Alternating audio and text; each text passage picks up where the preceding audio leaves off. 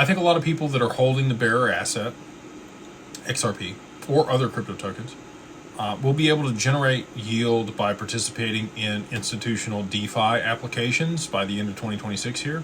So if you wanted additional cash flow against or off of the XRP, an ETF is not going to be able to do that. There was one dividend paying XRP ETF that pays 3%, I think. Regular ETFs that are spot, you're only going to see the appreciation. You're not going to get additional cash flow or additional benefits. Now, you can margin those, actually probably at a higher LTV than you can through some of the other lenders that are out there, and maybe even at a better rate than what's available out in the market against the bearer asset today. Over the long term, I think that you'll be able to borrow against the bearer asset at a lower interest rate and a higher LTV than what you'll be able to do on the ETFs. So, things change in today's climate. Seems like a great allocation if you're just looking for price appreciation.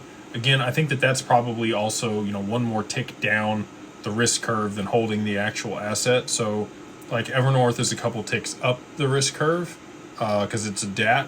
An XRP ETF is probably a lower risk option to be able to get an allocation to XRP versus holding the bearer asset itself.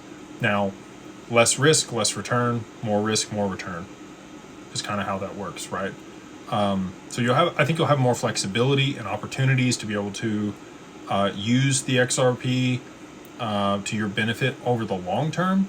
But the ETF is going to give you a 1-to-1 price appreciation.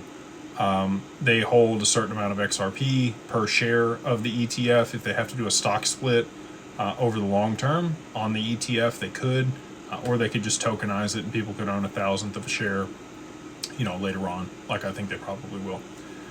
And yeah, so, that's my 2 cents on holding XRP itself versus the ETF. And hopefully that helps.